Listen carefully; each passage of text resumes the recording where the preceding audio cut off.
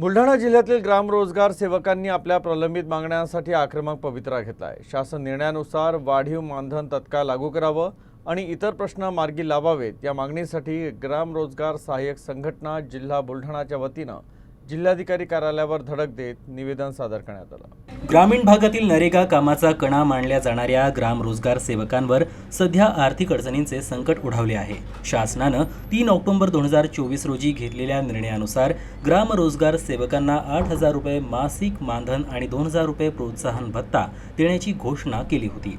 मात्र या निर्णयाची अद्याप अंमलबजावणी झाली नाही। याच पार्श्वभूमीवर बुलढाणा जिल्ह्यातील शेकडो ग्राम रोजगार सेवक एकवटले आणि प्रशासनाकडे आपल्या मागण्यांसाठी निवेदन सादर केलं। यामध्ये प्रमुख मागण्या पुढीलप्रमाणे: शासन निर्णयाची तत्काळ अंमलबजावणी करून 8,000 रुपये मानधन आणि 2,000 रुपये प्रोत्साहन भत्ता लागू करावा। अर्धवेळचा निर्णय रद्द करून ग्राम रोजगार सेवकांना पूर्णवेळ कर्मचारी दर्जा द्यावा। ऑनलाईन कामांसाठी लागणारे लॅपटॉप आणि इंटरनेट खर्च शासनाने उचलावा। मानधन थेट बँक खात्यात जमा करण्याची व्यवस्था करावी। दरम्यान येत्या काही दिवसात मागण्या मान्य न झाल्यास जिल्हाभरात काम बंद आंदोलन तीव्र करण्याचा इशारा ग्राम रोजगार सेवकांनी दिलाय। बुलढाणा जिल्ह्यातील 400 ते 500 रोजगार सेवक बांधवांनी जिल्हाधिकारी आणि मुख्य कार्यकारी अधिकारी यांना रोजगार सेवक बांधवाच्या विविध मागण्या संदर्भात निवेदन दिलेलं आहे। यामध्ये रोजगार सेवक बांधवाच्या मागण्या अशा आहेत की 3 ऑक्टोबर 2024 चा शासन निर्णय आहे। त्यामध्ये 8,000 रुपये मासिक मानधन आणि 2,000 रुपये प्रोत्साहन भत्ता।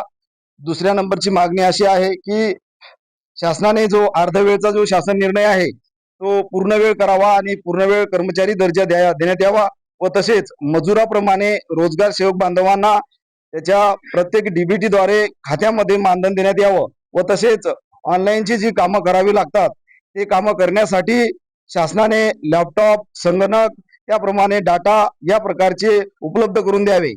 रोजगार सेवकाच्या न्याय मागण्या शासनाने विचार करून लवकरात लवकर मार्गी काढावा, अन्यथा संपूर्ण महाराष्ट्रभर यापेक्षा उग्र आंदोलन करण्यात येईल असा इशारा ग्राम रोजगार सेवक संघटनेच्या वतीने आज आम्ही देत आहे।